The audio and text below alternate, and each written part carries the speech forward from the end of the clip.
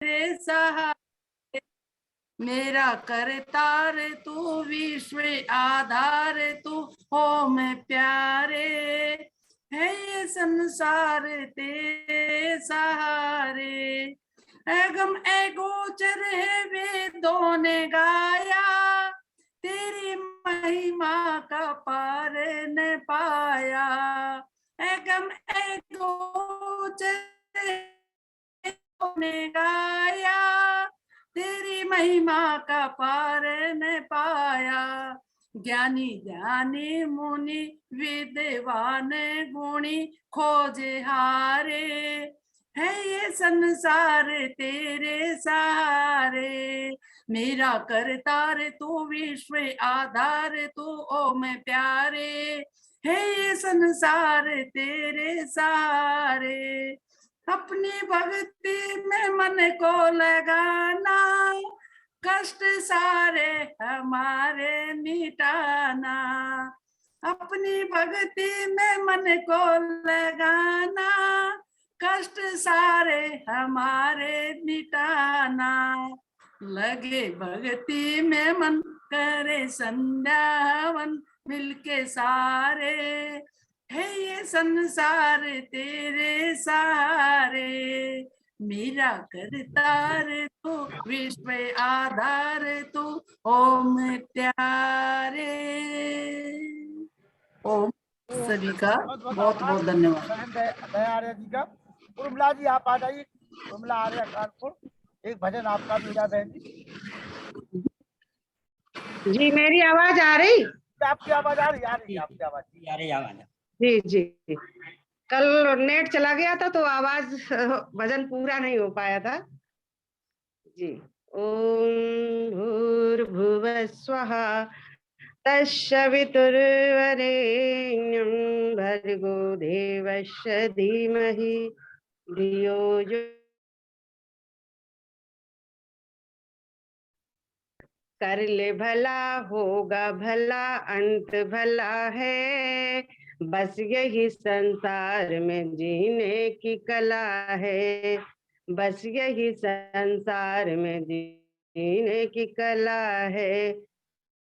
प्राणी रे प्राणी रे प्राणी रे प्राणी रे, ओ पाप जिसने कभी ना किया हो पाप जिसने कभी ना किया हो, दीन दुखियों को जीवन दिया हो, दीन दुखियों को जीवन दिया हो, उसका हरा बाग सदा फूला फला है, बस यही संसार में जीने की कला है, बस यही संसार में जीने की कला है। प्राणी रे कर ले भला होगा भला, अंत भला है, बस यही संसार में जीने की कला है। उस पिता की शरण में जो आया, उस पिता की शरण में जो आया, इस चिंतन में मन को लगाया, इस चिंतन में मन को लगाया, उसकी बड़ी अनमोल सलाह है, संसार में जीने की कला है। प्राणी रे ओ शरण में जो आया, तो ओ शोक सागर से चाहो जो तरना, शोक सागर से चाहो जो तरना, भूल कर भी बुरा कुछ ना करना, भूल कर भी बुरा कुछ मत करना, मान लो उसकी बड़ी बेमोल सलाह है, बस यही संसार में जीने की कला है, मान लो उसकी बड़ी बेमोल सलाह है, बस यही कल है कलेला हो।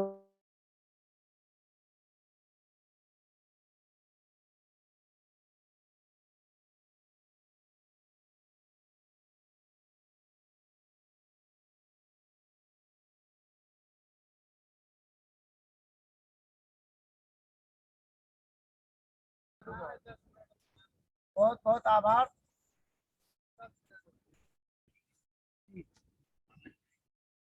पंथा विद्यमाय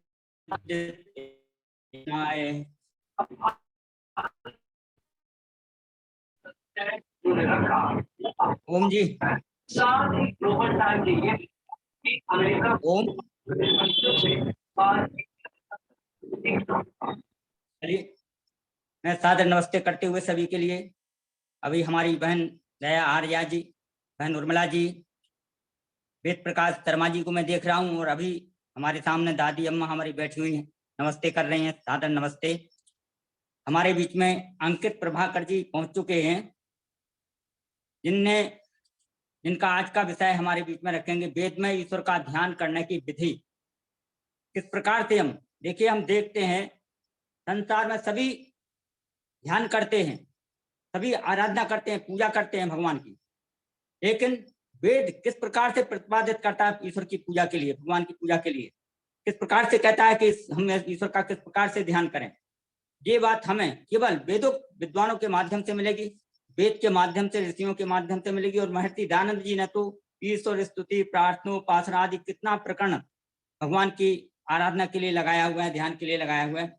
महर्षि पतंजलि, जिन्होंने योग दर्शन की जो विधा हमको दी है, योग दर्शन के माध्यम से हमारे जीवन का लक्ष्य क्या होना चाहिए, परमात्मा क्या है, हम उसको प्राप्त कैसे कर सकते हैं, प्रकृति को हम कैसे भोग सकते हैं, भोग कर सकते हैं, और हमारा जन्म से लेकर के मोक्षावस्था तक जाने का मार्ग प्रशस्त कर दिया है उन्होंने। तो मैं समझता हूं ऐसा आज का जो हमारा विषय है, वेद में ईश्वर का ध्यान करने की विधि, इसको हमारे बीच में हमारे सम्मानीय अंकित प्रभाकर जी आचार्य जी जो हैं अजमेर से हैं, और कई बार हमारे बीच में, आपके बीच में पहुंच करके उन्होंने कितने अच्छे अपने सुंदर वक्तव्यों के माध्यम से, व्याख्यानों के माध्यम से हम सब लोगों का मन मोह लिया है। तो मैं आह्वान करता हूं आचार्य अंकित जी का, और तमाम मातृशक्ति और जितने लोग भी श्रोत्रबंद हैं, विद्वान हमारे बीच में हैं, उनको मैं सादर नमस्कार करते हुए पुनः आचार्य अंकित जी अगर हमारी बात सुन रहे हैं, पहुंच चुके हैं, तो वो आए और अपना प्रिय वक्तव्य हमारे बीच में रखें, ताकि हम लोग आज के इस विषय से लाभान्वित हो सकें। ओम।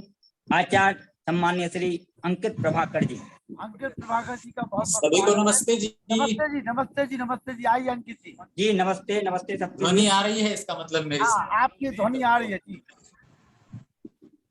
चलिए, सभी को सादर नमस्ते और बहुत बहुत धन्यवाद लखनलाल जी का, मणिपुरुषोत्तम जी का। ओम यतो यः समीहसे ततो नो अभयं भो, शं नः कुरु प्रजाभ्यो भयं नः पशुभ्यः। ओम शांति शांति शांति। इस कार्यक्रम में उपस्थित माननीय मुनि जी, माननीय शिक्षक लखनलाल जी, अभी जिन्होंने बहुत ही सुंदर गीत गाया, माननीय उर्मिला आर्य जी, और भी मेरे सामने बहुत सारे लोग जुड़े हुए हैं, वेद प्रकाश जी और चंद्रकांत जी और अनिल कुमार जी, जो प्रतिदिन जुड़े ही रहते हैं। आप सबका बहुत बहुत आभार। आज का जो हमारा विषय है वेद में ईश्वर की उपासना। हम सब लोग उपासना करने की सोचते हैं, करते भी हैं। भगवान का ध्यान किसी ना किसी रूप में हर व्यक्ति पूजा करता है, जो अपने आप को आस्तिक कहता है। जिसे थोड़ा भी भगवान पर भरोसा है, वो भगवान की पूजा करता जरूर है। कई लोग उसको मंदिर में जाकर करते हैं, कई लोग मस्जिद में जाकर के 5 की कर लेते हैं, लेकिन ये सही तरीका ईश्वर की उपासना का क्या हो, ये बहुत बड़ा और गंभीर विषय। अच्छा, मेरे इस आज के विषय में एक शब्द विशेष लिखा हुआ है, वेद में ईश्वर की उपासना का क्या तरीका लिखा है। वैसे तो हम सब लोग किसी न किसी तरह से भगवान की पूजा करते ही हैं, बल्कि संसार तो इतना ज्यादा प्रगतिशील हो चुका है कि वो जो कुछ करता है उसको भगवान के नाम पर डाल देता है। करता सब कुछ अपने लिए, लेकिन डाल देता है सब भगवान के नाम पर कि हम भगवान के लिए कर रहे हैं। घर में महिलाएं होती हैं जो व्रत उपवास करती हैं, तो सारा का सारा होता अपने लिए, लेकिन डाला भगवान के खाते में जाता है। किसी को मांस खाना हो तो बलि दे करके काट करके खा लेगा, करेगा अपने लिए, लेकिन भगवान के नाम पर डाल देगा। मंदिर में जाएगा, मंदिर में जाकर के कुछ प्रसाद चढ़ाएगा, प्रसाद अपने लिए चढ़ाया क्योंकि उसको पास होना था, कल परीक्षा है, क्योंकि उसके बेटे की नौकरी नहीं लग रही है, क्योंकि बहुत दिनों से पुत्र नहीं हो रहा है। तो सब कुछ अपने लिए है, लेकिन डाला किसके नाम पर जाएगा? भगवान। हम भगवान की पूजा कर रहे हैं, भगवान के लिए कर रहे हैं। तो हर व्यक्ति चाहे वो किसी भी संप्रदाय का क्यों ना हो, भगवान को नहीं छोड़ता, और सारे के सारे जो काम करता है वो करता अपने लिए है। तो ये भगवान की जो उपासना है हम सब लोग करते हैं, लेकिन फिर भी हमें फल नहीं मिल रहा। आप सब देखेंगे हम जिस लिए पूजा कर रहे हैं, हर व्यक्ति पूजा में लगे। आप बल्कि एक अगर गणित निकालेंगे आजकल, तो जो गुरु हैं जो भगवान की उपासना सिखाते हैं, ध्यान लगाना सिखाते हैं या पूजा सिखाते हैं, उनकी संख्या बढ़ती जा रही है, लगातार बढ़ती जा रही है। आप देखेंगे अगर एक अनुपात निकालेंगे तो लगभग साल में 10 से 12 नए गुरु पैदा हो जाते हैं, और उन नए गुरु के पीछे एक नई फौज भी अनुयायियों की तैयार होती है। और मजेदार बात इसमें क्या होती है कि हर गुरु कहता है मेरे फॉलोअर हैं 2 करोड़ 5 करोड़, दूसरा भी यही कहता है कितने फॉलोअर हैं। कई बार तो ऐसा होता है कि जनसंख्या पूरे विश्व की 7 अरब, लेकिन 2-3 गुरु ही मिलकर के कह देते हैं कि हमारी तो 10 अरब से ज्यादा फॉलोअर। कहां से आते हैं ये फॉलोअर? होता कुछ नहीं है, यहीं के लोग कभी इधर चले जाते हैं, कभी उधर चले जाते हैं, कभी इधर चले जाते हैं। एक ही व्यक्ति का 10 गुरुओं के पास रजिस्ट्रेशन। मतलब किसी को चैन नहीं मिल रहा है, शांति नहीं मिल रही है, हर व्यक्ति तलाश में। मनुष्य की गलती नहीं है, मनुष्य तो अपनी खोज में लगातार दौड़ा फिर रहा है। अगर फिर भी हमें वो परिणाम नहीं मिल रहे हैं, तो इसका मतलब जो पद्धति हमें बताई जा रही है उसमें कहीं कुछ कमी, और कमी तब होती है जब हम मूल स्रोत को छोड़ देते हैं। जहां वास्तव में लिखा है, जब हम उस पुस्तक को छोड़ देते हैं तो गलत होने की संभावना पूरी होती है। विद्यालय में पाठ्यक्रम लगे होते हैं, गणित के, विज्ञान के, भूगोल के। अगर कोई पाठ्यक्रम बनाने वाला व्यक्ति मूल विद्वान की पुस्तक देखे बिना पाठ्यक्रम बना दे, तो पूरी की पूरी संभावना है पाठ्यक्रम में कोई ना कोई कमी छूट जाए। और अगर उस कमी को दूर करना है तो सबसे बेहतर तरीका है कि जिस व्यक्ति ने उस विषय पर शोध किए हैं, मूल पुस्तकें लिखी हैं, जिसको मान्यता प्राप्त है, उसकी पुस्तक सामने रखी जाए और उसके आधार पर अलग अलग कक्षाओं के लिए पाठ्यक्रम तैयार किए। तो जरूरी क्या होता है? मूल पुस्तक से जुड़ना। भारतीय समाज में एक समस्या है, और बहुत बड़ी समस्या है, छोटी समस्या नहीं। जितने लोग अभी सुन रहे हैं, 30 लोग अभी यहाँ पर जुड़े हुए हैं, आप सबसे मेरा बड़ा विनम्र सा निवेदन है, अगर हमें सही जानना है और एक होना है, तो उसकी सबसे बड़ी आवश्यकता होती है कि हम सब एक विचार को मानने वाले।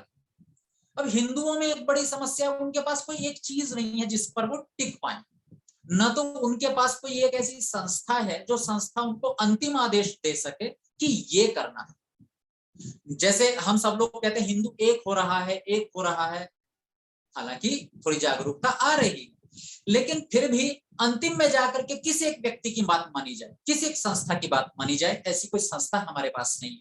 ऐसी कोई पुस्तक हमारे पास नहीं है जिसको हम प्रस्तुत करके कह सके ये लास्ट अंतिम है, इसके बाद हम कुछ नहीं मानते, इसमें जो लिखा है वो हमारी तरफ से अंतिम। ऐसा भी हमारे पास कुछ नहीं है। तो कुछ लोग, अभी पिछले दिनों एक बहुत बड़ी मांग उठी, संभवतः संसद तक में यह मांग उठी कि भारत की राष्ट्रीय पुस्तक गीता को घोषित किया जाए। अच्छा, क्यों घोषित किया जाए उसके पीछे किसी ने कोई स्पष्ट सा कारण नहीं दिया है। और जब बच्चों से, हिंदुओं से, लोगों से पूछते भी हैं कि हमारा धर्म ग्रंथ क्या है, तो कोई रामायण, कोई महाभारत, कोई पुराण, या कोई ज्यादा से अधिक जाते हैं तो गीता तक पहुंच जाते हैं। कुछ लोग होते हैं जो अच्छे विद्वान हैं, वो बोलते हैं जी हम वेद को मानते हैं। तो हमारे पास कोई एक ऐसी पुस्तक नहीं है जिसमें हम अंतिम अपने सिद्धांत ढूंढ सके, सही और गलत का निश्चय हम जिस पुस्तक से कर सकते। तो आज जो मैं विषय लेकर आया हूं उस विषय में विशेष रूप से लिखा है वेद में उपासना की पद्धति। देखो, इस दुनिया में जो सबसे बड़ा आधार है लोगों के जीने का वो है अध्यात्म।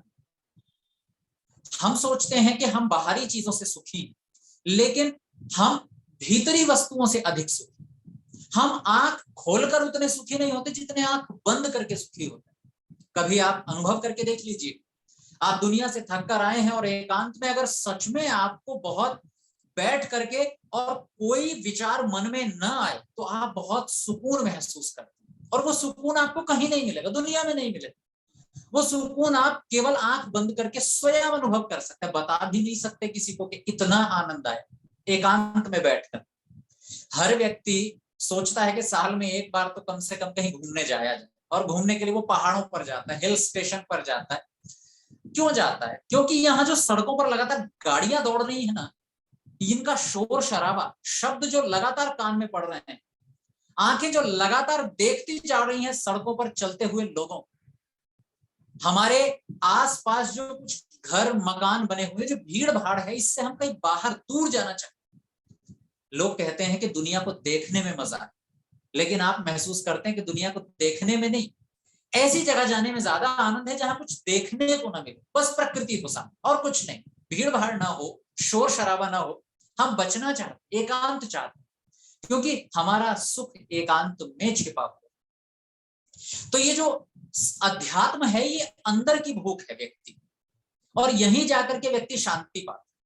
तो ये अध्यात्म वास्तव में पाया कैसे जाए, इसके लिए कोई व्यक्ति अपने घर के किसी एक कोने में छोटी सी अलमारी बनाते हैं, और उस अलमारी में कोई बाजार से खरीद कर कैलेंडर लगा लेते हैं, कोई व्यक्ति एक छोटी सी मूर्ति खरीद कर लाकर लगा लेते हैं, और हर कुछ दिनों में एक नया ट्रेंड आ जाता है। कुछ दिनों पहले महात्मा बुद्ध की मूर्ति लगा करके लोग उस अलमारी में रखते थे, जिसको पूजा का स्थान कहते हैं। फिर कुछ दिनों तक लड्डू गोपाल का प्रचलन चला, उसको अलमारी में रख देते हैं, फिर उनकी पूजा करते हैं। यानी कि घर बनाने से पहले जब किसी भी आर्किटेक्ट से नक्शा बनवाया जाता है ना, तो उसमें मंदिर की जगह जरूर छोड़ी जाती है, और ये मंदिर की जगह बताती है कि पूजा, अध्यात्म, ये हमारी भूख है, ईश्वर हमारी भूख है, जरूरत है। लेकिन इस ईश्वर की उपासना सच में कैसे की जाए, क्योंकि जिन तरीकों से हम उपासना कर रहे थे, अगर वो तरीके ठीक होते तो आज तक हमें सुख मिल जाना चाहिए। हम रीते के रीते ना बैठे, खाली के खाली ना बैठे होते आज। तो वो सही तरीका क्या है, वो हम आज वेद की दृष्टि से देखेंगे। लेकिन वेद तक पहुंचने से पहले मैं कुछ ऐसे शास्त्रों की भी उदाहरण दूंगा जिनको हम सामान्य रूप में जानते हैं और मानते हैं। जैसे गीता, बड़ा प्रसिद्ध ग्रंथ, और कोई ही हिंदू ऐसा होगा जिसने गीता का कभी नाम न सुना हो। हालांकि पढ़ने वाले कम हैं, लेकिन नाम सबने सुना है।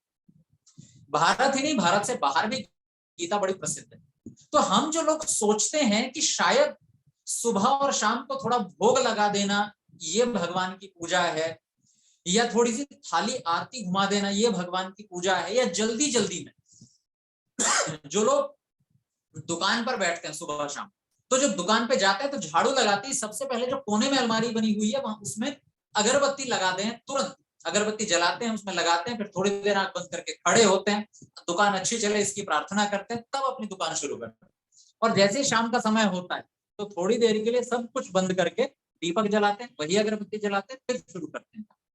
और वो सोचते हैं कि हम ईश्वर की पूजा कर रहे हैं। ठीक वैसा ही हम घर में भी करते हैं। शाम का समय होते ही हम भगवान की या तो आरती, आजकल तो एक बहुत गंदी परंपरा चल गई है, मतलब इसको मैं गंदी इसलिए कह रहा हूं क्योंकि हम धीरे धीरे वास्तविक चीजों से दूर होते जा रहे हैं। देखो, एक नियम देखिए आप, मस्जिद में कभी भी अजान रिकॉर्डिंग पर नहीं चलती। कभी नहीं देखी होगी आप कि मस्जिद में रिकॉर्डिंग लगा दी गई हो और अजान चल पड़ी। आपने ऐसा किसी गिरिजा घर में भी नहीं देखा होगा कि एक पादरी अपने आप हट गया हो और उसने प्रार्थना जो करवानी थी वो रिकॉर्डिंग से करवा दी। कहीं नहीं मिलेगा ऐसा। केवल ये मंदिरों में गलत परंपरा है कि व्यक्ति को स्वयं कोई आरती याद नहीं। हालांकि मैं आरती का पक्षधर नहीं, लेकिन चलो अगर आप आरती भी चलाते हैं तो आरती याद नहीं, कोई मंत्र याद नहीं, कुछ भी तो याद नहीं है। बस एक कैसेट खरीद कर लाते हैं, उसे लगा देते हैं और वो माइक में चलती रहती है। सोचने की बात यह है कि हमने ऐसी चीज जो हम भगवान से सीधे कनेक्ट होना चाहते हैं, जुड़ना चाहते हैं, उसके तरीके पर भी हमने रिकॉर्डिंग पर छोड़ दी। बहुत गंदी परंपरा है।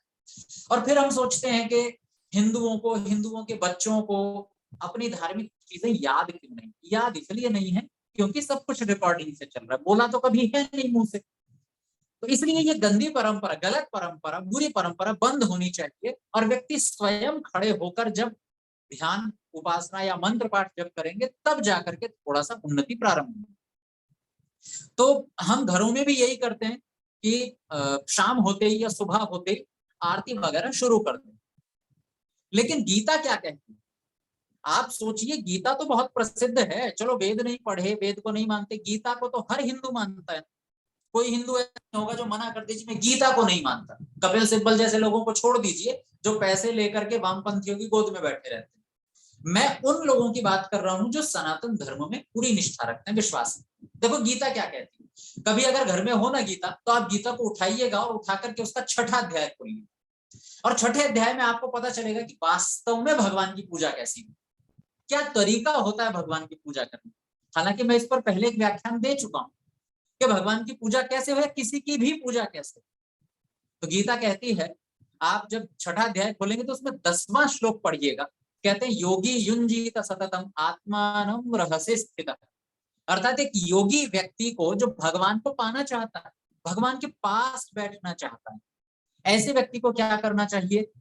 वो अपने भीतर रहस्य स्थित, अपने अंदर बैठे हुए भगवान के निकट अपने को अनुभव करे। वो नहीं कहता कि तुम घर से निकल कर जाओ और जाकर के एक मंदिर में जाकर बैठ करके और फिर घर पर वापस आ जाओ, वो नहीं कहता। वो कहता अगर भगवान को पाना है ना, तो रहस्य स्थित आपके भीतर जो बैठा हुआ है ना, पूर्वक मन को एकाग्र। और आगे कहते हैं निराशीर परिग्रह, कुछ साथ में मत रखिए। जरूरत नहीं है कि आप लाल कपड़ा पहने कि पीला कपड़ा पहने, जरूरत नहीं है कि आप सामने दीपक जलाएं कि न जलाएं, जरूरत किसी बात की नहीं है कि आप सामने कोई चित्र रखें कि नहीं। कह रहे अपरिग्रह, कुछ नहीं होना चाहिए आसपास, जरूरत ही नहीं किसी बात की।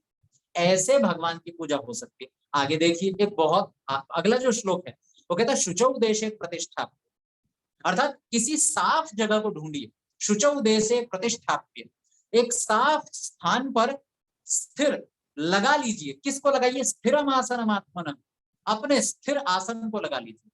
ये उनके लिए है जो सोचते हैं कि घंटी बजाना ही पूजा हो।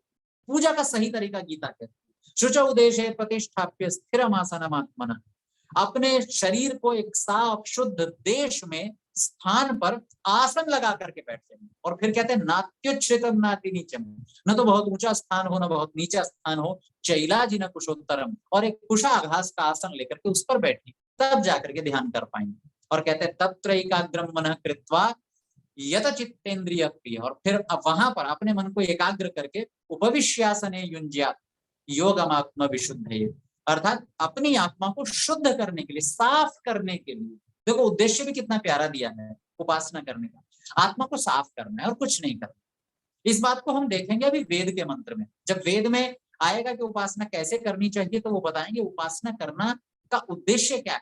उपासना करने का उद्देश्य अपने भीतर की गंदगी को दूर करना और कुछ नहीं, मान करना नहीं है। भगवान के सामने एक लिस्ट देने का नाम, एक सूची पकड़ाने का नाम उपासना नहीं है। कि आपके घर में समस्याएं चल रही हैं और आप उनसे बड़े परेशान हैं, फिर आपने सोचा कि ये समस्या कैसे दूर होगी, पैसों से नहीं हो रही है, किसी लोगों से सलाह से नहीं हो रही है, डॉक्टर भी हार मान चुके हैं, अब कैसे होगी। तब आपको भगवान की याद आती है और आप भगवान को 101 रुपए का प्रसाद तो बहुत बड़ी बात होती है, और उसके बाद में एक सूची थमा कर आ जाते हैं, भगवान ये समस्याएं दूर कर दी। किसी दिन कोई जागरण करवा लेते हैं, कोई कथा करवा लेते हैं, ये समस्या दूर कर दीजिए। नहीं, भगवान की पूजा इससे नहीं की जाती। अगर भगवान को हमारी समस्याएं दूर करनी होती, अगर दूर करनी होती, तो वो हमें 2 हाथ देकर न भेजता, वो हमें इतनी अच्छी बुद्धि देकर न भेजता, वो हमें इतना बढ़िया शरीर जिसमें 5 इंद्रियां बड़ी बेहतर लगी हुई हैं वो देख करके न भेजता। उसने सब कुछ हमें देकर भेजा है। हाँ, जो काम इस शरीर से नहीं हो सकता वो काम भगवान करेगा। वो आप मांग करके देखिए, पूरा होगा। आप गलत चीज मांगते हैं इसलिए पूरी नहीं होती। वेद का एक बड़ा प्यारा सा मंत्र है, वो कहता है अयम में हस्तो भगवान। जरा शब्दों पर ध्यान दीजिएगा, अयम में हस्तो भगवान, अयम में भगवत्तर। अरे मेरे जो ये हाथ हैं, अयम में हस्तो भगवान, ये हाथ ही मेरे भगवान है। बहुत बड़ी बात कही है, छोटी बात नहीं है। वो कहते हैं अगर भगवान को ढूंढ रहे हो इधर उधर अपनी सहायता के लिए, अपने कामों को पूरा करवाने के लिए, तो तुम्हारे साथ भगवान ने एक भगवान देकर भेजा है। ये मैं नहीं कहता, ये वेद कहता है सीधे सीधे, वेद जो ईश्वर की वाणी है। वो कहता है अयम में हस्तो भगवान, कहीं मत ढूंढिए अपनी सहायता के लिए किसी और को, ये हाथ ही तुम्हारा भगवान है। और अगली पंक्ति कहते हैं अयम में भगवत्तर, ये हाथ केवल भगवान नहीं है, भगवत्तर, जो काम शायद इस दुनिया में भगवान भी न कर सके वो काम ये तुम्हारे हाथ करेंगे। ये थोड़ी अतिशयोक्ति, भगवान सब कुछ कर सकता है, लेकिन कहते हैं तुम्हारे लिए सबसे बड़ी अगर कोई साधना, सबसे बड़ा कोई आपके पास हथियार है तो वो है तुम्हारे हाथ। अयम में भगवत्तर। और आगे कहते हैं अयम में विश्व भेषजो, अरे ये सारी की सारी बीमारियों की दवाई है, औषधि है ये। अगर तुम्हें लगता है कि तुम्हारे सामने कोई समस्या है तो अपने हाथों को उपयोग में लाओ, काम करो, मेहनत करो, पुरुषार्थ करो। अयम में विश्व भेषज, विश्व माने सारे के सारे, और कहते हैं भेषज, भेषज माने औषधि, दवाइयां, हर बीमारी की दवाई। अयम में विश्व भेषजो अयम शिवाभिमर्शण। और ये है क्या शब्द, जो कितना प्यारा है, शिवाभिमर्शण। शिव कहते हैं कल्याणकारी को और मर्षण कहते हैं मसलने को। बोले जहां जिस पर लग जाए ये हाथ, वहां से समस्याएं ऐसे भागेगी जैसे भूत भाग। अयम शिवाभिमर्शण, ये हाथ मेरा कल्याणकारी स्पर्श वाला है कि जहां एक बार छू दिया जिसको वो काम सफल। लेकिन अपने आप को वैसा बनाना पड़ता है, अपने आप पर भरोसा करना पड़ता है। अपने आप पर भरोसा करना मतलब भगवान पर भरोसा करना। अरे भाई मेरे पिताजी ने मुझे एक साधन दिया, घर बना करके दिया है, मुझे घर पर भरोसा नहीं है मतलब मुझे मेरे पिता पर भरोसा नहीं है। क्योंकि मेरे अगर मुझे घर पर भरोसा नहीं है तो मैं यही तो सोच रहा हूँ शायद पिताजी ने ठीक बनाया कि नहीं बनाया, शायद पिताजी को जो मटेरियल इसमें लगाना चाहिए था वो लगाया कि नहीं लगाया। तो मैं घर पर अविश्वास नहीं करता, मैं घर बनाने वाले पर अविश्वास कर रहा हूँ, मैं अपने पिता पर अविश्वास कर रहा हूँ। ठीक वैसे ही अगर मुझे मेरे शरीर पर भरोसा नहीं है, किसी भी समस्या में मैं अपने शरीर को उपयोग में न ला करके और मैं लोगों को ढूंढता हूं जो टोने और टोटके कर दें, सड़क पर 2 रुपए का प्रसाद रख करके सोचे कि समस्या दूर हो जाएगी, इसका मतलब मुझे भगवान पर भरोसा नहीं है। बताओ कैसे आस्तिक हैं हम लोग। और इसलिए कह रहा हूं क्योंकि भारत में अधिकतर जनसंख्या ऐसी है जो अपनी समस्याओं में अपने पर भरोसा कम और टोने टोटके पर भरोसा ज्यादा करें। बचपन में हमने भी ये टोने टोटके बहुत देखे हैं। लेकिन वेद मंत्र कहता है अयम शिवाभिमर्शण, तुम्हारा ये जो हाथ है ये जहां लग जाएगा वो काम ठीक हो जाए। भरोसा तो करके देखो एक बार इस पर। तो इसलिए जब भी हम अपनी समस्याओं में घिरे हों तो भगवान को सूचित थमाने से अच्छा है कि खुद पर भरोसा करें। फिर सवाल पैदा होता है कि हम उपासना क्यों करें। तो हम देखते हैं कि उपासना के लिए वेद क्या कहता है।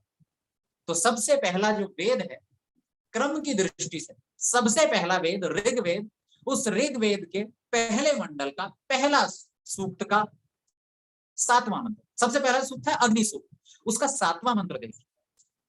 वो बहुत प्यारा मंत्र और बताता है कि हमें संध्या करनी है तो कैसे करनी है और क्यों करनी है। मंत्र कहता है उपत्वाग्ने दिवे दिवे। अगर आप लोगों ने कभी ये मंत्र सुना हो तो आपको याद हो, बहुत सुंदर सरल तरीके से समझाता है संध्या उपासना क्यों। कहता उपत्वा अग्ने दिवे दिवे। मैं वेद की बात इसलिए कह रहा हूं क्योंकि वेद परम प्रमाण है हमारे लिए। वैसे तो मनुस्मृति में भी आता है संध्या करने का विधान। अभी मैं पिछले दिनों सत्यार्थ प्रकाश जो पढ़ा रहा था तो तीसरे समुल्लास में संध्या का प्रकरण आया कि एक विद्यार्थी को संध्या करनी चाहिए, तो कैसे करनी चाहिए वहां पर स्पष्ट लिखा है, विधान लिखा है न तिष्ठति तु यः पूर्वाम नोपास्ते यस्तु पश्चिमाम। अरे जो व्यक्ति जब सूर्य पूर्व में होता है उस समय जो व्यक्ति बैठता नहीं है ध्यान के लिए, और जिस समय सूर्य पश्चिम में होता है उस समय जो व्यक्ति संध्या के लिए नहीं बैठता है, तो साधुवीर बहिष्कार्य सर्वस्मात् द्विज कर्मण, सभी लोगों को मिलकर के, विद्वान अच्छे लोगों को मिलकर के उसे सभी द्विज कर्मों से बहिष्कृत कर देना चाहिए। यानी कि संध्या तो हमें करनी ही करनी है। सवाल उठता है कैसे करनी है, तो वो भी मनुस्मृति में लिखा है। कहते हैं अपाम समीपे नियतो नैत्यकम विधिमास्थित, पानी के निकट जा करके और आसन लगा करके आंख बंद करके और फिर विधि पूर्वक उपासना करें। कैसे? सावित्रीमप्यधीत, गायत्री मंत्र का उच्चारण करें, गायत्री मंत्र को अर्थ सहित, तब जाकर के हम ईश्वर की सच्ची उपासना कर पाएंगे, भक्ति कर पाएंगे। वही बात वेद मंत्र कहता है। ये यूं कहें कि वेद को देख करके मनुस्मृति आदि ग्रंथों ने और गीता ने संध्या की विधि अपने अपने शास्त्रों में दी। मूल हमारा वेद तो कहता है उपत्वा अग्ने दिवे दिवे, इसमें शब्द है अग्नि, प्रार्थना भगवान से की जा रही और भगवान के लिए एक शब्द दिया अग्ने, अर्थात हे अग्नि। लोग कहते हैं कि अग्नि का मतलब तो होता है जो पृथ्वी पर आग जल रही है, और फिर आर्य समाज के विद्वान कहते हैं, ऋषि दयानंद कहते हैं कि अग्नि तो ईश्वर का नाम है। सवाल पैदा होता है अग्नि ईश्वर का नाम क्यों है?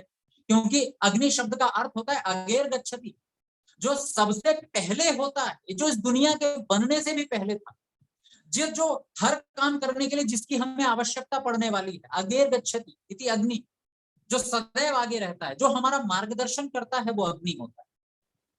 तो इसलिए अच्छा, एक और मजेदार बात देखो, आपको एक ऐसी बात बताता हूं जो मैंने स्वयं अनुभव की। वेद के जो मंत्र है ना, उसमें भगवान के लिए संबोधन दिए और वो संबोधन बड़े कमाल के, जैसे इस मंत्र में संबोधन दिया है अग्नि। जब भी आप वेद मंत्र पढ़ेंगे तो उसमें भगवान के अलग अलग नाम दिए हुए हैं। तो एक बार मन में ये सवाल उठा कि भगवान के अलग अलग नाम अलग अलग मंत्रों में क्यों है? जैसे आप देखेंगे विश्वानि देव सवितर दुरितानि परासुभ यत् भद्रम तन्नासुभ, तो वहां पर भगवान का जो विशेषण दिया गया है वो है देव और सवितर। विश्वानि देव सवितर दुरितानि परासुभ यत् भद्रम तन्नासुभ। फिर एक और मंत्र देखिए आप, प्रजापतेन त्वदेतान्यो विश्वा जातानि परिता बभूव यत् कामास्ते जुहुमस्तन्नो अस्तु वयं स्याम पतयोरयिणाम। वहां पर संबोधन दिया प्रजापते, हे प्रजा के स्वामी। दोनों नाम भगवान के हैं, देव भी और प्रजापति भी। फिर आप अंतिम मंत्र देखते हैं ईश्वर स्तुति प्रार्थना उपासना का, तो उसमें कहते हैं अग्नेनय सुपथाराय अस्मान् विश्वानि देव वयुनानि विद्वान। आप देखेंगे कि हर मंत्र में कोई ना कोई अलग नाम दिया गया है भगवान का, समझ में नहीं आता क्यों। तो इसका एक सीधा सा तरीका, जब भी आप किसी व्यक्ति से कोई प्रार्थना करते हैं तो उसे क्या कहकर पुकार। मान लीजिए उदाहरण के तौर पर एक व्यक्ति है, वो स्कूल में भी पढ़ाता है, खेती भी करता है, उसे कोई और काम भी आता है, दुकान भी चला लेता है छोटी मोटी कोई, तो यानी कि स्कूल में पढ़ाता है, फिर आकर के थोड़ी देर दुकान पे बैठ जाता है, और खेती तो उसकी पारिवारिक है। अब वो 3 काम करता है। पढ़ाने की दृष्टि से अध्यापक भी है, दुकान पर बैठ जाता है क्योंकि उसके घर में दुकान चल रही है, बेटा चलाता है, खुद भी चला लेता है, तो दुकानदार भी, व्यापारी भी है। या यूं कहें कि सोने चांदी के उसका व्यापार रहा है, पैतृक जो काम है वो दुकान है पैतृक सोने चांदी की, तो क्या बोलते हैं हमारे यहाँ तो सोनी बोलते हैं उनको, जो सोने चांदी के सुनार बोल देते हैं। चलो, तो जो सुनार है वो पैतृक दृष्टि से सुनार भी है, और घर में खेती भी होती है तो किसान भी है। अब आप सोचिए कि आप अपने बेटे को लेकर के जाते हो उसके पास में और कहते हो कि भाई इसको थोड़ा सा जरा पढ़ा दो, गणित में थोड़ा कमजोर है, तो आप क्या संबोधन देंगे उसको? तो आप कहेंगे कि जी आप बहुत अच्छे अध्यापक हैं, इससे अच्छा अध्यापक हमारे इस कस्बे में, नगर में या गांव में नहीं है जो गणित बहुत अच्छे से जानता हो, तो मेरा निवेदन है जरा मेरे बच्चे को गणित पढ़ा दो, कमजोर। यही बोलेंगे आप।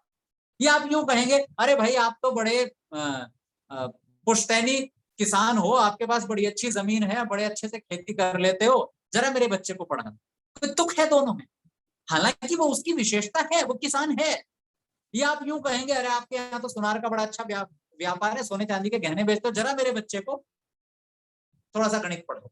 नहीं कहेंगे आप, ऐसा कह ही नहीं सकते, मूर्ख समझे जाएंगे और ना उसका प्रभाव पड़ेगा, प्रभाव भी नहीं पड़ने वाला। देखो अभी इस समय अन्न संग्रह का समय चल रहा है, और अन्न संग्रह में जो धार्मिक संस्थाएं होती हैं वो गांवों में जाती हैं किसानों के पास में, और फसल कटती है तो उस समय उनसे थोड़ा सा अन्न लेकर के आते हैं, थोड़ा हिस्सा निकाल लेते हैं किसान धार्मिक कार्यों के लिए। हमारे यहाँ से परोपकारी सभा से भी जाते हैं, हम भी कई बार गए। तो जिस समय जाकर के बैठते हैं अन्न के लिए लेने के लिए, उस समय सबसे पहली बात क्या करते हैं हमसे, ये शिष्टाचार होता है, ये बात करने का तरीका होता है।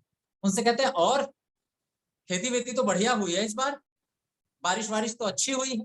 सबसे पहले खेती की दृष्टि से उसका कुशल क्षेम पूछते हैं, व्यापार की दृष्टि से नहीं, बच्चे कैसे पढ़ रहे हैं इसकी दृष्टि से नहीं, क्योंकि हम उस समय अन्न मांगने गए। तो हमारा प्राथमिक दायित्व तो बनता है कि हम उनसे उनकी खेती का योगक्षेम पूछें, कैसी चल रही है। ये शिष्टाचार होता है। हमारे गुरुजी धर्मवीर जी कहा करते थे कि अगर आपको किसान से दान मांगने जाना है तो सुबह सुबह जाना, और किसी दुकानदार से पर्ची कटवानी जानी है, चंदा मांगने जाना है तो शाम को जाना। अंतर क्या है अच्छा दोनों का? इसी को स्तुति कहते हैं। स्तुति कुछ भी नहीं है। स्तुति पता करना कि व्यक्ति खुश कैसे होता है, व्यक्ति के भीतर विशेषता क्या है, उसका नाम क्या है, वो करता क्या है। आप जब भी किसी से काम निकलवाना चाहते हो अपना, तो आप उसके बारे में जानकारी इकट्ठा करते हैं, है ना। उसको क्या चीजें पसंद आती हैं, मिठाई कौन सी पसंद है, करता क्या है, कौन से गांव में रहता है। मैं भी अपनी जान पहचान निकाल लूंगा उसी गांव में कोई ना कोई, तो आप उसकी जानकारी जुटाते हो। बस यही तो स्तुति है और कुछ भी नहीं है, जानकारी जुटाना। तो जब आप दुकानदार के पास जाते हो तो शाम को ही जाना चाहिए, और जब किसान के पास जाते हो तो सुबह ही जाना चाहिए, क्योंकि दोनों के बारे में जानकारी इकट्ठा कीजिए कि शाम को क्या विशेषता होती है दुकानदार के साथ, और किसान के साथ सुबह क्या विशेषता होती है। क्योंकि किसान सुबह सुबह प्रसन्न होता है, शाम को वो खेती से थक कर आया होता है, उस समय मन नहीं होता उसका प्रसन्न, उस समय वो थोड़ा सा क्लांत श्रांत होता है, उसे आराम की आवश्यकता होती है। तो उससे धन कब मांगिए? जब वो प्रसन्न। तो जब वो सुबह सुबह स्वयं भी बड़ा हृष्ट पुष्ट होता है, तरोताजा होता है, और उसके बैल भी तरोताजा होते हैं, उस समय उससे कहिएगा कि जी थोड़ा सा अनाज चाहिए, बोले अपनी पत्नी से कहेगा कि दे दो जरा निकाल के इनको 10 किलो 20 किलो एक बोरी उठा करके दे दो, बड़े मजे में प्रसन्नता से बोल दे। अभी वो प्रसन्न है, खुश है। लेकिन जब वो शाम को खेती से आएगा, तो क्योंकि खेत में उसको बहुत सारी समस्या दिखती है, साहब कीड़ा लग गया, पानी नहीं दिया गया, कल को और पानी देना है, तो खेती की समस्याएं उसके मन में होती। उस समय वो अगर एक बोरी देने वाला था ना, तो आपको 5-10 किलो देकर टरका देगा, पीछा छुड़ा देगा। प्रसन्न नहीं है, प्रसन्न मुद्रा में जाए, और प्रसन्न मुद्रा में जाकर के भी थोड़ी सी खेती के बारे में कुशल क्षेम पूछिए। चलो भगवान की कृपा होगी, अगले साल और अच्छी बारिश होगी और अच्छा अन्न होगा। और जब वो दे देता है अन्न, तब क्या कहते हैं? भगवान आपको और धन दे, भगवान आपको और अन्न दे, अगले बार फसल और अच्छी हो। तो इसलिए किसान के पास सुबह सुबह जाइए, और फिर कहते थे वो कि दुकानदार के पास शाम को जाइए। क्यों? क्योंकि दुकानदार जब पहल दुकान खोलता है तो वो किसी को उधार तक नहीं देता, आपको दान कैसे दे? वो अपनी शुरुआत कभी भी निशुल्क से नहीं करता, उधार से नहीं करता, तो खाली से कैसे कर देगा। लेकिन जब वो शाम को बहुत सारा सामान बेच चुका होता है, और हर बार जब वो कुछ बेचता है तो पैसे लेता है और अपने गले में पैसे डालता है, तो पैसे डालते डालते डालते डालते जब हर बार गल्ला देखता है तो मन बहुत प्रसन्न होता है। 100, 200, 1000, 2000, 10,000, 20,000, 50,000 की बिक्री हो गई है। तब शाम को जब आप देखने जाएंगे, अरे 50,000 की होगी, 1,000 तेरी, बहुत प्रसन्न होता है उस समय, क्योंकि वो उसका गल्ला भरा हुआ होता है उस समय। तो तब जाइएगा। बस यही स्तुति। तो हम पहले ये जाने कि हम जिससे मांग रहे हैं उसके भीतर विशेषता क्या है, और जो मांग रहे हैं वही संबोधन दीजिएगा। हम ईश्वर से प्रजापतेन त्वदेतान्यो विश्वा जातानि परिता बभूव यत् कामास्ते जुहुमस्तन्नो अस्तु वयं श्याम पतयोरेणाम। हम कहते हैं कि हे ईश्वर, आपसे अतिरिक्त कोई और ऐसा दुनिया में सत्ता नहीं है जो इस संसार के वस्तुओं को के नियमों को बिगाड़ सके। भाई चीजें छोड़ी है तो नीचे ही गिरेगी, अग्नि जल रही है तो ऊपर की ओर लपटें उठेंगी, पानी डाला है तो समुद्र की ओर जाएगा, हवा है तो वो बहेगी। आप उसको ऐसे करके ठोस नहीं बना सकते। पानी को गर्म किया तो उबाल करके भाप बनेगा ही बनेगा। ये नियम है पृथ्वी के, सृष्टि के, और आप नहीं बदल सकते। त्वत् एतान अन्यो, ईश्वर के अतिरिक्त इन सब नियमों को और कोई तिरस्कार नहीं कर सकता। हिम्मत नहीं है किसी में। नियम जान सकते हैं, नियमों का उपयोग कर सकते हैं, पर बदल नहीं सकते। अच्छा, ये नियम, ईश्वर इन सब चीजों को नियमों में चला कैसे रहा है? आप किसको नियम में चलाते हैं? जो आपकी प्रजा है। राजा प्रजा को नियम में चलाता है। राजा की अतिरिक्त किसी की हिम्मत है कि अपने राज्य के नियमों को बदल दे? प्रजा की हिम्मत है जो राजा के विरोध में चला जाए? तो इसलिए ईश्वर को संबोधन क्या दिया वहां पर? क्योंकि बात नियम में चलने और चलाने की। प्रजापते, एक प्रजा के स्वामी, वहां पर बहुत सारे संबोधन दिए जा सकते थे। देव संबोधन दिया जा सकता था, लेकिन देव का अर्थ है देने वाला। देव संबोधन तब देंगे जब आप कुछ मांग रहे हो, और मांग कहा रहे हैं? विश्वानी देव सवितर दुरितानि परासुव यद भद्रम तन्नासुव। मुझे जरा सद्गुण दीजिए, मेरे भीतर से दुर्गुण दूर कीजिए, क्योंकि आप ही हैं जो देने में कभी कंजूसी नहीं बरतते। तो संबोधन दिया देव। और अग्ने नया सुपथ है, हे ईश्वर हमें अच्छे रास्ते पर ले चलो। तो संबोधन क्या दिया? अग्ने। क्यों? मैंने अभी बताया, अग्नि का अर्थ होता है अगेर गच्छति, जो हमारा मार्गदर्शन करता है, जो आगे आगे चलता है, उसको अग्नि कहते हैं। तो प्रार्थना क्या है? नयस उपथ, ले चलो अच्छे रास्ते पर। तो संबोधन क्या करेंगे? प्रजापते। प्रजापति का यहाँ पे लेना देना ही नहीं है। मेरी प्रार्थना है कि मुझे अच्छे रास्ते पर ले चलो, तो मैं संबोधन क्या दूंगा? कह रहे तुम तो गाइड हो पूरी दुनिया के, सबको रास्ता दिखाते हो। तो इसलिए संबोधन आएगा अग्ने। तो इसलिए उपत्वा अग्ने दिवे दिवे, हे अग्नि, हे ईश्वर, जो अग्नि हमें मार्गदर्शन करने वाली है उपासना में, और हम कुछ नहीं चाहते, ईश्वर से मार्गदर्शन लेते हैं। उपासना में हम केवल ये प्रार्थना करते हैं कि हमें अच्छे रास्ते पर ले चलो, मेरे भीतर दुर्गुण क्या है वो निकल जाए। तो इसलिए अग्ने संबोधन दिया और कहा उपत्वा अग्ने, हे अग्ने, उप, त्वा माने तुझे, हम तुझे क्या करें? उप, उप का मतलब होता है पास में बैठना। हम तुम्हारे पास में बैठे, क्योंकि तुम्हारे पास में बैठने से सुख मिलेगा। देखो दुनिया का एक सीधा सा नियम है, आप जैसा बनना चाहते हैं वैसा लोगों के पास में बैठना शुरू कर दीजिए। आपको लगता है कि आप बुद्धिमान बनना चाहते हैं, बुद्धिमानों के पास में बैठिए। आपको लगता है आपको शराब की लत लगानी है, तो आप शराब घर में लाकर मत पीजिए, जरूरत नहीं है। किसी शराबी व्यक्ति के पास बैठिए और 2-4 दिन बैठिए, बस। आप कब छठे दिन शराबी बन जाएंगे पता नहीं चलेगा। गांव में बड़ी समस्या होती है, बच्चा बिगड़ गया, बिगड़ा कैसे? गलत लोगों के पास बैठने लग गए, उसके लिए संगति बुरी हो गई उसकी, तो अपने आप वैसा बन जाता है। करने की जरूरत नहीं पड़ती, क्या कोई व्यक्ति आएंगे सिखाएंगे? नहीं, सिखाने की जरूरत नहीं है, बस ऐसे के साथ में डाल दीजिए जैसा बनाना, वो अपने आप बन जाएगा। और ऋषि दयानंद क्या बहुत प्यारा सा तर्क देते हैं, भगवान के पास बैठने से सुख कैसे मिलता है? तो कहते हैं अग्नि के पास बैठोगे तो गर्मी मिलेगी, पानी के पास बैठोगे तो ठंडक मिलेगी, ठीक वैसे ही भगवान के पास बैठोगे तो सुख मिलेगा, क्योंकि भगवान सुख स्वरूप है।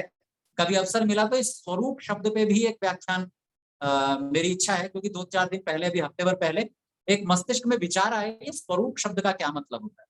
स्वरूप मतलब मान लीजिए चीनी की डली है, और वो चीनी की डली क्या, आप सोचिए चीनी क्या होती है?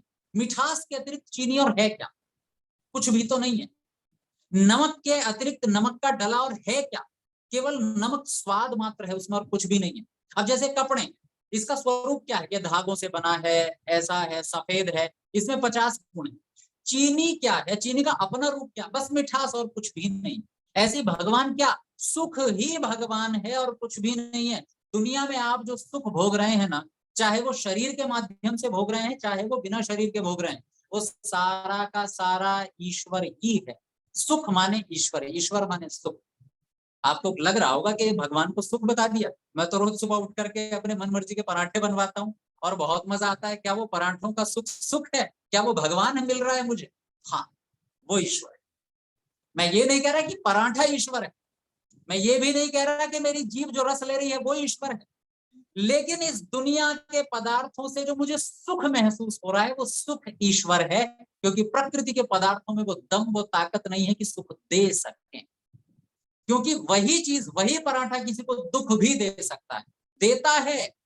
एक को शराब पी करके सुख लगता है, एक को शराब पी करके दुख लगता है, अंतर है। एक को घर में एसी चला करके बड़ी मजे की नींद आती है, दूसरे को एसी चला करके सुपड़ा पड़ा रहता है उसी कमरे, वो कहता है एसी बंद करो। अगर दुनिया के पदार्थों में सुख देने की शक्ति होती तो सबको बराबर दे। इसका मतलब सुख पदार्थों का नहीं है, सुख ईश्वर है। जहां सुख वहां ईश्वर, मतलब सुख ही भगवान है। तो कहते हैं भगवान के पास बैठने से क्या मिलेगा? तो कहते सुख मिलेगा। क्यों मिलेगा? क्योंकि भगवान सुख ही है और कुछ है ही नहीं। पानी के पास बैठो पानी मिलेगा, गीले हो जाओगे तो सुख के पास बैठोगे तो सुख मिलेगा। तो इसलिए कहा उपत्वा अग्ने, हे अग्ने ईश्वर, हम उपत्वा उप, तेरे पास बैठ जाएं। कैसे? कहते दिवे दिवे, दिवे दिवे इसके दो अर्थ हो सकते हैं। प्रतिदिन, हम प्रतिदिन तेरे पास बैठे, महीने में एक बार नहीं, साल में एक बार नहीं, या जीवन में एक बार नहीं। जैसे लोग 4 धाम की यात्रा करते हैं जीवन में एक बार, और जो मुस्लिम लोग हैं वो, उनको जीवन में एक बार हज करना जरूरी होता है। ऐसे ही हिंदुओं में भी कहा कि 4 धाम की यात्रा कम से कम जीवन में एक बार तो करनी चाहिए। तीर्थ यात्रा पर जाते हैं साल में एक बार, तो ये साल में एक बार, जीवन में एक बार, महीने में एक बार, हफ्ते में एक बार का मतलब कॉन्सेप्ट भारतीय उपासना का है ही नहीं है। अगर हमें उपासना करनी है तो उपासना का सच्चा तरीका किसी भी मनुष्य के लिए, किसी भी देश में क्यों ना रहता, दिवे दिवे प्रतिदिन। जो व्यक्ति उपासना के उद्देश्य को नहीं जानता वो उपासना भी गलत तरीके से करता है, वो पूजा भी गलत तरीके से करता है। क्योंकि उपासना का उद्देश्य क्या है? उपासना का उद्देश्य है शुद्ध हो जाना, भीतर की मलिनताएं निकल जाना, गंदगी दूर हो जाना। क्योंकि आपके जीवन में जो दुख है ना, उसका और कोई कारण नहीं, गंदगी ही दुख है, मलिनता ही दुख है। चलो भगवान का एक और स्वरूप बताता हूँ। जो लोग आर्य समाज से जुड़े हुए हैं वो प्रायः जब नियम बोलते हैं तो प्राय बोलते हैं ईश्वर कैसा है, शुद्ध स्वरूप। आर्य समाज का जो दूसरा नियम है उसमें आता है शुद्ध स्वरूप। ईश्वर कैसा है, शुद्ध स्वरूप है। और आगे कहा ईश्वर कैसा, सुख स्वरूप है। मतलब भगवान का स्वरूप कैसा है, मतलब उसका स्ट्रक्चर कैसा है। तो सुख ही ईश्वर है और शुद्धता ही ईश्वर है। मतलब शुद्धता और सुख एक ही बात है। मतलब जैसे पर्यायवाची शब्द होते हैं ना, पानी मतलब नीर, शुद्धता मतलब सुख और कुछ भी नहीं, और अशुद्धता मतलब दुख। गंदगी माने दुख और शुद्धता सफाई माने सुख। तो ईश्वर के पास बैठना मतलब मुझे अपनी गंदगियां दूर करनी। गंदगियां ही दुख देती हैं। सुबह को उठ करके क्यों ना नहाते हैं, क्योंकि रात भर या कल पूरे दिन में काम करते हुए जो शरीर पर मिट्टी चिपक गई है या शरीर के भीतर जो हल्के हल्के पसीना निकल रहा था वो गंदगी है। और जब तक वो गंदगी मलिनता शरीर के ऊपर रहेगी हम सुखी नहीं हो सकते। बेचैनी रहती है तब तक भीतर, मन में भी तब तक बेचैनी रहती है जब तक मलिनता गंदगी रहती है। जब तक क्रोध मन में है, ईर्ष्या भरी पड़ी है, तब तक व्यक्ति सुखी नहीं होता। तो चाहे शरीर हो चाहे मन हो, हमारी मलिनता ही हमारे दुख का कारण है और साफ सफाई शुद्धि ही हमारे सुख का कारण है। और शुद्धि कौन, शुद्धि है ईश्वर। ईश्वर शुद्ध स्वरूप है, शुद्धता ही उसका स्वरूप है और सुख ही उसका स्वरूप है। तो जब हम शुद्ध हो जाएंगे तो अपने आप सुखी हो जाएंगे। तो भगवान के पास हम कुछ मांगने के लिए नहीं बैठे, हमें कुछ जरूरत पूरी नहीं करवानी, बस हमें अपनी मलिनता दूर करनी है। और मलिनता कब दूर करनी चाहिए, हफ्ते में एक बार की, महीने में एक बार की, दिवाली होली पर। तो हम सब जानते हैं कि घर के कोनों कोनों की मलिनता या भंडार, पूरा जो स्टोर रूम बना रखा है वो तो आप साल में एक बार कर सकते हैं। लेकिन शरीर की शुद्धि कब करते हैं, प्रतिदिन करते हैं। ठीक उसी तरह से मन की शुद्धि कितनी बार करनी है, प्रतिदिन करनी है। ऐसा थोड़ा ही है कि हफ्ते में एक बार करके काम चल जाएगा। और जो व्यक्ति हफ्ते में एक बार घर साफ करते हैं ना, आप उनकी हालत देखिए, पूरा दिन साफ सफाई में लग जाता है, इतना कबाड़ा निकलता है। मतलब इतनी धूल कमरे में घर में जमा हो जाती है कि यहाँ से झाड़ू लगाओ तो उधर उड़ के बैठ गई अलमारी में, अलमारी साफ की तो फर्श पे धूल बैठ गई, इतनी धूल हो जाती है, आप साफ करते करते थक जाते हैं। लेकिन अगर प्रतिदिन सफाई करते हैं तो केवल 10 मिनट लगते हैं साफ सफाई करने में, और हफ्ते में करेंगे उसी सफाई को तो 2 से 3 घंटे लगेंगे, और साल में एक बार करते हैं तो कई बार तो 5-5 दिन तक दिवाली की सफाई चलती रहती है। तो बेहतर तरीका क्या, प्रतिदिन कीजिए। तो ऐसे ही मन की सफाई भी कब, प्रतिदिन कीजिए। तो उसके लिए क्या, वेद मंत्र कहता है दिवे दिवे प्रतिदिन। तो उपत्वा अग्ने दिवे दिवे, और प्रतिदिन भी केवल दिन में एक बार नहीं कहा, दोषावस्थः। दोषा कहते हैं रात्रि को और अवस्था कहते हैं दिन को। हम रात्रि के समय, मतलब जो रात्रि प्रारंभ होने वाली हो और दिन प्रारंभ होने वाला हो, उस दोनों समय में हम भगवान की भक्ति या भगवान की पूजा करें, दोनों समय दें। वेद मंत्र कहता है संध्या कब करनी, उपासना कब करनी, दोषा अवस्था। दोषा माने रात्रि और अवस्था माने दिन। तो हम रात और दिन जब प्रारंभ होने वाला हो तब हम ईश्वर की उपासना करें, संध्या करें। अब ये रात और दिन ही क्यों कहा गया, दोपहर और आधी रात क्यों नहीं कहा गया। तो सुबह शाम संध्या इसलिए क्योंकि जिस समय आप काम पर निकलते हैं तो तैयारी करके निकलते हैं, और काम से वापस आते हैं तो देखते हैं काम बढ़िया हुआ कि नहीं हुआ। जैसे दुकानदार दुकान पर बैठता है तो दुकान की सफाई करता है और गल्ला देखता है कितने पैसे हैं और कितना सामान मेरे जो ड्रॉर है उनमें लगा हुआ है, और शेल्फ जो होती है उनमें सामान लगा हुआ होता है कितना है। और जब शाम को वापस आता है तो देखता है कितना बिका और क्या क्या कम पड़ गया, आज कल क्या क्या मंगवाना है। तो जब हम कोई भी काम शुरू करते हैं तो सबसे पहले देखते हैं कि तैयारी अच्छी है कि नहीं, और जब वापस आते हैं तो देखते हैं कि बढ़िया किया कि नहीं किया। ठीक वैसे ही हमें करना है। हम अपने व्यवहार को प्रारंभ करने से पहले ये सोचते हैं कि व्यवहार करना कैसे, आज मुझे क्या क्या सावधानी रखनी है, क्योंकि मुझे तो धार्मिक बनना है, मुझे तो गंदगी से बचना है। तो गंदगी से, कचरे से, ऐसी चीजों से बचना है जो मुझे दुख दे सकती हैं। लोभ से बचना है, लालच से बचना है, चोरी से बचना है, दूसरे का अहित करने के भावनाओं से बचना है, ठगी करने के भावनाओं से बचना है, दूसरे के अधिकारों पर नहीं मारना, मुझे सावधान रहना है मुझे। क्योंकि कई बार तो मुझे पता भी नहीं चलता कब मैं पाप कर रहा हूँ, कर जाता हूँ उसके बाद पता चलता है अरे ये तो गलत कर गया, ये तो करना ही नहीं चाहिए था मुझे। कई बार व्यक्ति कहता है कि चलो सामान कितने का हुआ जी, 30 रुपए का, वो आपको 100 का नोट पकड़ाता है और आप उसे 20 रुपए वापस दे देते हैं, वो ले लेता है। या फिर कई बार दुकानदारों में के साथ बहुत होता है, ग्राहक ने 100 का नोट निकाल कर दिया और दुकानदार को लगा कि शायद 1000 का दिया, और वो उसे उसी हिसाब से 950 रुपया लौटा देता है क्योंकि 50 का सामान था। अब जो ग्राहक खड़ा हुआ है उस समय कश्मकश में होता है, अब क्या करें।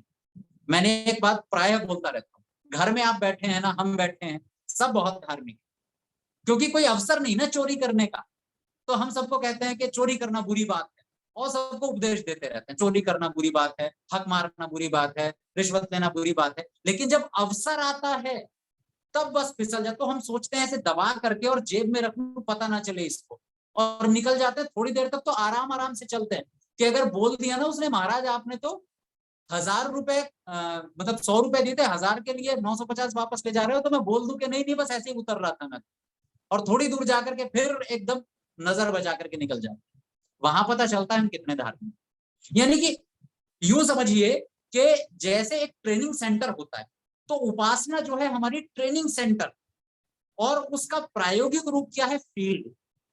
वो फील्ड है दुकानें, वो फील्ड है मेरा कार्यालय, वो फील्ड है मेरा परिवार और परिवार के लोगों के साथ व्यवहार, वहां पता चलेगा मैं कितना धार्मिक हूं। तो संध्या में क्या करना है, संध्या में तो मुझे ट्रेनिंग लेनी, अपना आकलन करना है, क्या क्या गड़बड़ किया। जैसे एक सैनिक जिस समय युद्ध में लड़ता है और लड़कर के जब वापस आता है, तब उसका जो कमांडर होता है उसको बताता है तुमने यहाँ गलती की, तुम ऑर्डर नहीं मानते हो, तुमने वहां गोली गलत चलाई, ऐसे नहीं करना था, ये नहीं करना था, वहां पे ये निर्णय लेना था, ये एक्शन लेना था, तो वो बताता है उसको। और जिस समय जा रहा होता है युद्ध के लिए, तब भी उनको निर्देश दिए जाते हैं, ये ध्यान रखना है, ऑर्डर फॉलो करने हैं, इस तरह से तुम्हें इन टीमों में बांटा जाएगा, इनके आदेश मानने। तो ये तो केवल आपकी ट्रेनिंग मात्र है। सच में मैं क्या बना हूं ये मुझे रण क्षेत्र में, युद्ध के मैदान में जाकर पता चलेगा, व्यवहार में आकर पता चलेगा हम कितने ध्यान करते हैं, कितने धार्मिक। तो इसलिए हर व्यक्ति धार्मिक है, हर व्यक्ति अच्छा अगर कमरे में बैठा है, सड़क पर जाकर पता चलता है कौन कितना धार्मिक है, कौन कितना अच्छा है। कि जिस समय हमारे एक बड़े परिचित व्यक्ति हैं, बड़े भक्त व्यक्ति हैं, नाम तो मैं नहीं लूंगा क्योंकि वो बेचारे बहुत सज्जन, बहुत अच्छे व्यक्ति हैं, तो उन्होंने कहा जी मैं कार्यालय में काम करता हूं और लोग रिश्वत दे जाते, मैं नहीं लेता हूं, बस लोग आते हैं नमस्ते करते हैं क्योंकि पता है मैं अधिकारी हूं, और बस भेंट के नाम पर जैसे होली और दीपावली का मिठाई का डब्बा देते हैं ना, वैसे दे जाते हैं पैसे। बोले क्या करूं उन पैसों का, मना तो होती नहीं है। मैंने कहा भैया रिश्वत तो रिश्वत है। उस दिन से उन्होंने लेना छोड़ दिया, मना कर दिया, मैं नहीं लेता, स्पष्ट मना कर दिया। मतलब समस्या क्या होती है कि हम नहीं ले रहे लेकिन लोग देकर जा रहे हैं, तो मना भी तो नहीं कर पा रहे ना। तो इसलिए हमें अपने व्यवहार को सुधारने के लिए ट्रेनिंग सुबह शाम की जरूरी है।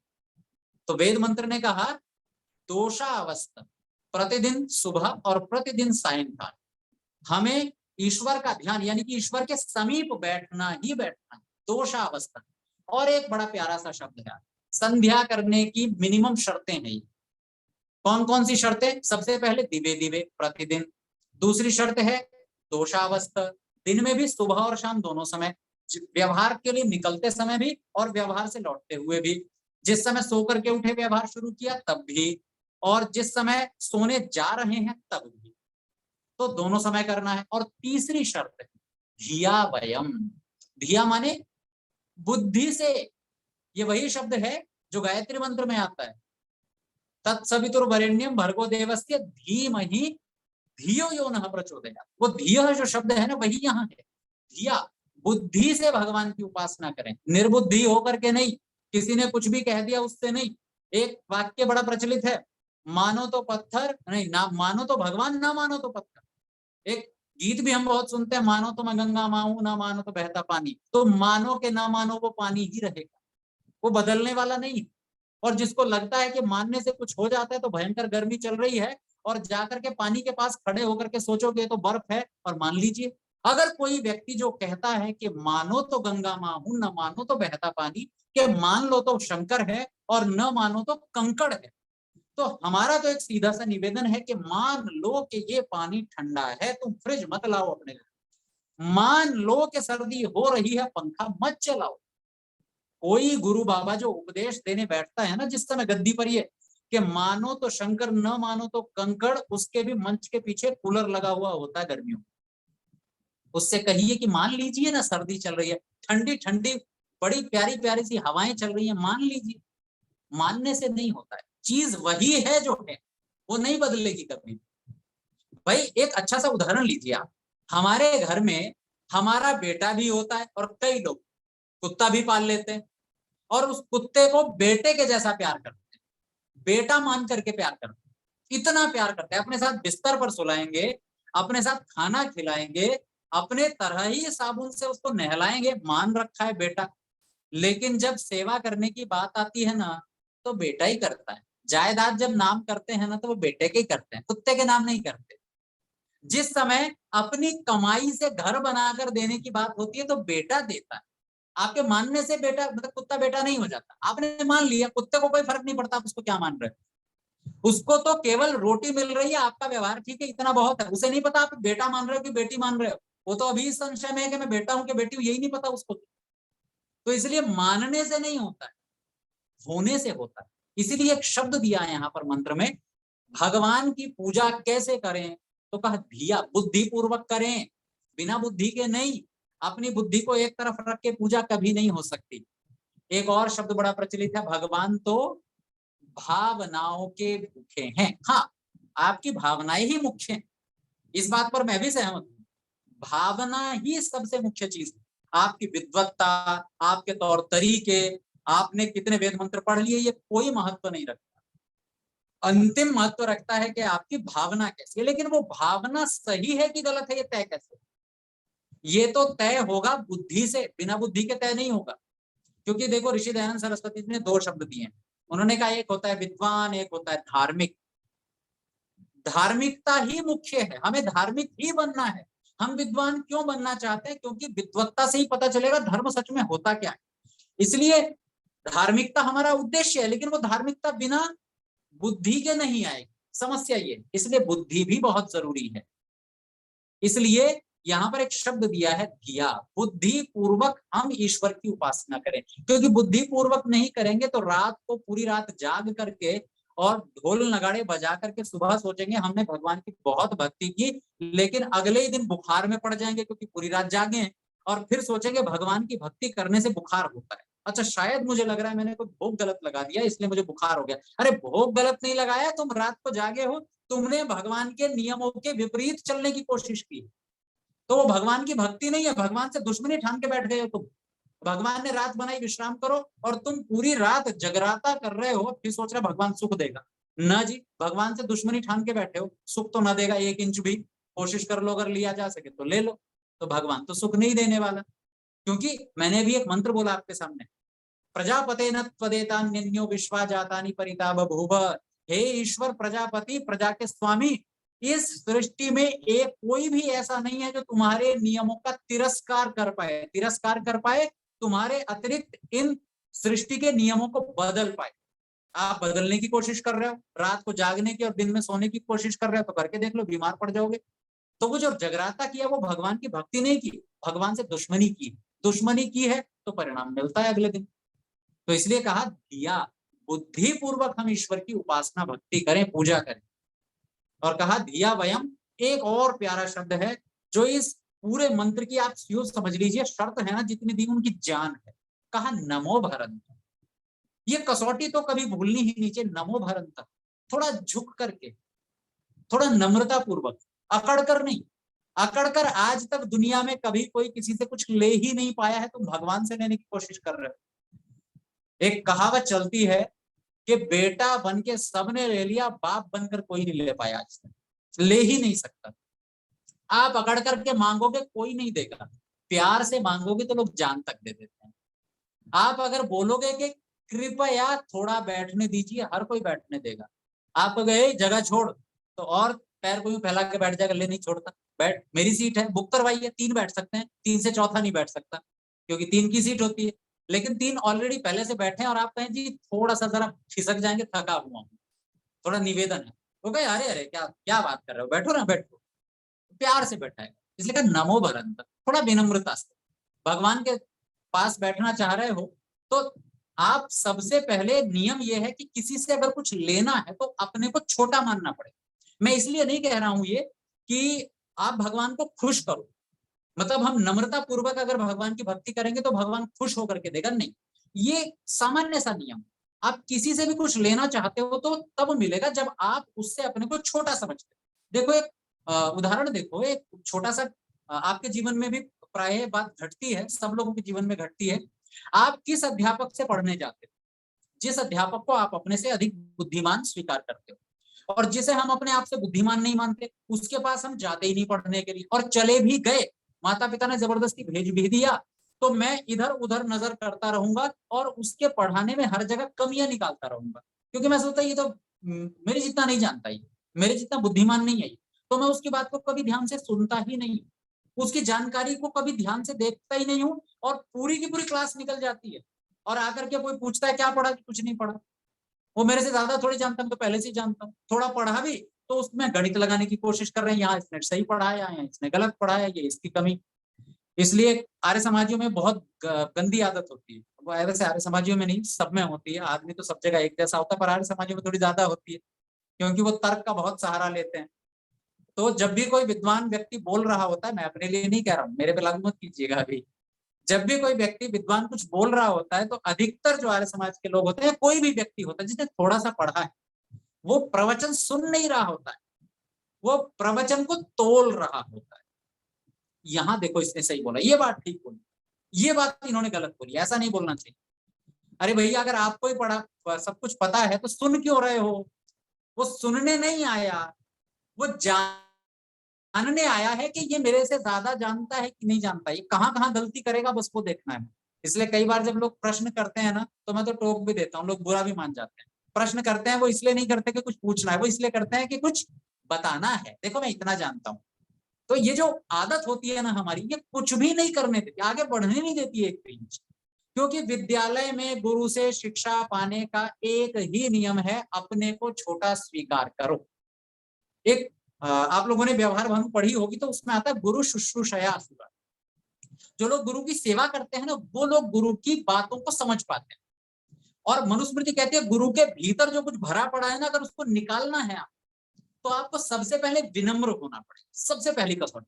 विनम्रता का मतलब ऐसा नहीं कि हम उसकी गुलामी करने लगे, विनम्र का मतलब ये मानना भीतर से कि ये मेरे से बड़ा है, ये सीधी सी शर्त है। चलो एक और उदाहरण देता हूं मैं आपके पास एक इधर गिलास में पानी है, एक इधर गिलास है, इस गिलास में पानी है, ये गिलास खाली है।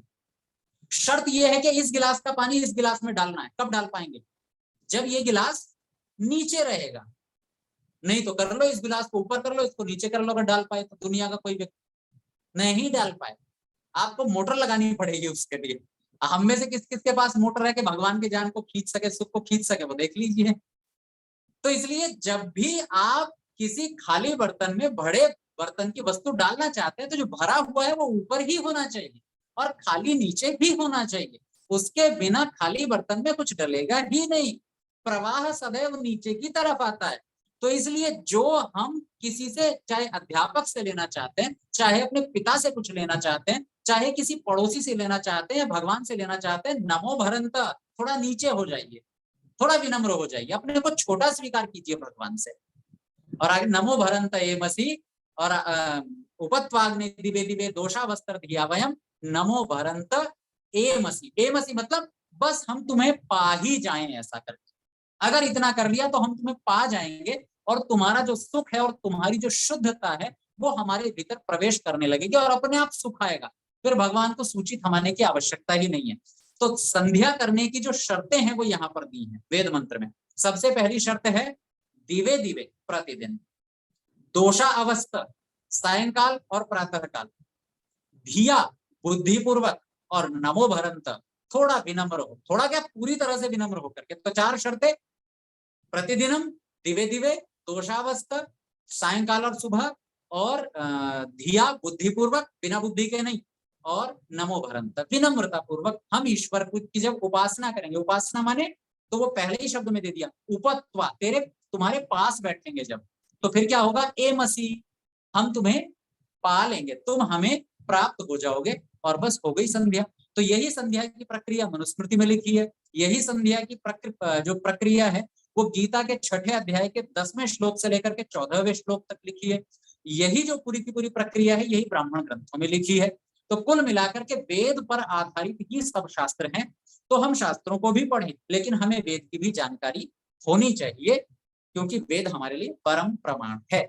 इतना ही कहकर हमारा समय हो गया, वाणी को विराम देता हूँ। आप सब लोगों का बहुत बहुत धन्यवाद। कल एक नए विषय के साथ फिर मिलते हैं, क्योंकि माननीय लखनलाल जी छोड़ेंगे तो है नहीं। अंकित जी चलिए, बहुत बहुत छोड़ने वाले धन्यवाद। तो नहीं है, लखन जी ने कभी किसी को छोड़ा नहीं है, और एक बार जब उंगली पकड़ लेते तो पकड़ ही जाते। अंकित जी कल का विषय दे दीजिए। अंकित जी मुझे 1 मिनट, ध्वनि नहीं आ रही है, जी, तो मैं कल का विषय ईयरफोन लगा लेता हूँ, तब ध्वनि आएगी मुझे। जी जी जी, कल का विषय।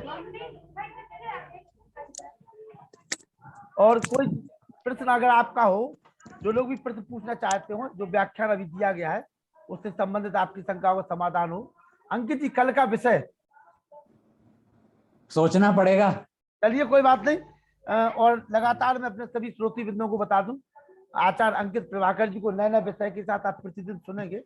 और मेरा एक निवेदन है, उसको निवेदन समझें आप तो ज्यादा अच्छा रहेगा, कि आप जितने भी लोग जुड़े हुए, अभी समय 41 लोग जुड़े हुए हैं, लगभग 40 से 43 लोग जुड़े हुए थे। एक एक व्यक्ति यदि ये मन बना ले आपसे कि हमें अपने मित्रों को, अपने परिवार के लोगों को, अपने मिलने वालों को, एक एक व्यक्ति को जोड़ना है, तो निश्चित रूप से हम इस संख्या को दुगुनी कर सकते हैं। और जो आचार्य अंकित जी का पुरुषार्थ है वो भी कहीं ना कहीं सफल होगा। आप कल्पना नहीं काम करोगे। करते हैं लखनलाल जी, जी एक काम करते हैं, अपन वेद मंत्र ही लेते हैं। हाँ, वेद मंत्र ले लीजिए जी। नया विषय होगा लोगों के लिए, जी तो ऐसा भी नहीं लगेगा कि साल भर से सुन रहे हैं, जी, तो नई नई चीजें हमें वेद मंत्र से जानने को मिलेंगी। तो मैं एक सूची बना लेता हूँ, आपको भेज दूंगा। सूची बना के भेज दीजिए, उसी को आगे चलाते रहे। तो हाँ मैं एक निवेदन कर रहा हूँ आप लोगों से, कि ये मीटिंग कैसे चल रही है, इसके पीछे अगर आप जाओगे ना तो बड़ी मेहनत इसमें लग रही है। ऐसे नहीं हो जाता है मीटिंग, हमने 7:45 बजे नेट खोला और चालू हो गई। अभी मैं 150 किलोमीटर का सफर तय करके आ रहा हूँ अंकित जी। सुबह निकल गया था 6 बजे। नहीं, वो तो मैं जानता हूँ आपका पुरुषार्थ। सुबह 6 बजे निकल गया था, तो मुझे कष्ट हो रहा था जब मैं गाड़ी में था और मैं कहीं देख नहीं पाया, तो मुझे लग रहा था कि केवल 29 लोग जुड़े हैं, 30 लोग जुड़े हुए हैं, और हमें लोगों को फोन करना पड़े कि आप आइए, आप जुड़िए। तो कहीं ना कहीं ये अच्छी बात नहीं है। और आप लोगों को थोड़ा सा एक एक दो लोगों को अगर लाने का प्रयास करोगे तो हमारी मेहनत सफल होगी। और ये बार बार समय भी आपके जीवन में नहीं आएगा, इस बात का ध्यान रखना। जिस दिन एक व्याख्यान वाला जी, मैं तो आपके पुरुषार्थ को देखकर ही मना नहीं कर पाता, नहीं तो मेरी जो सत्यार्थ प्रकाश इधर चलती है ना, लोग कहते हैं सत्यार्थ प्रकाश क्यों बंद कर दी बीच में। नहीं नहीं बिल्कुल, इसलिए मैं आपके लिए नहीं, मैं बिल्कुल मेहनत कर रहे हैं बहुत। अंकित जी मैं समझ रहा हूँ, मैं इसलिए तो इन लोगों को बोल रहा हूँ। इनको ये लग रहा है कि सब कुछ फ्री में हो रहा है ना, और ये घर बैठे मिल रहा है, तो थोड़ा सा पुरुषार्थ आप लोग भी करिए। और हाँ, सबको जोड़े, अपने रिश्तेदारों को, परिवार को बैठाएं साथ में। आप जुड़ रहे हैं, आपको अच्छा लग रहा है, आप जुड़ रहे हैं, तो आप, अगर आपको अच्छा लग रहा है तो आप कम से कम 5 लोगों को कहिए। अनिल अरोड़ा जी, कम से कम 10 लोगों को फोन करिए। केवल लिंक मत भेजिए, लिंक तो कोई भी भेज देता है, क्या लगना है, खाना खाते जा रहे हैं लिंक भेजते जा रहे हैं। अरे फोन करिए, उनको मोटिवेट करिए, उनको जोड़िए, तब कहीं आनंद आए। किसी का कोई प्रश्न हो तो पूछ सकता है। सबसे पहले मैं निवेदन करूंगा डॉक्टर वेद प्रकाश शर्मा जी से कि आप आवे और हमारे इस पुरुषार्थी भाई को अपना आशीर्वाद दें। डॉक्टर वेद प्रकाश शर्मा जी, बरेली। नमस्ते सर्वेभ्यो नमः, सबको नमस्ते।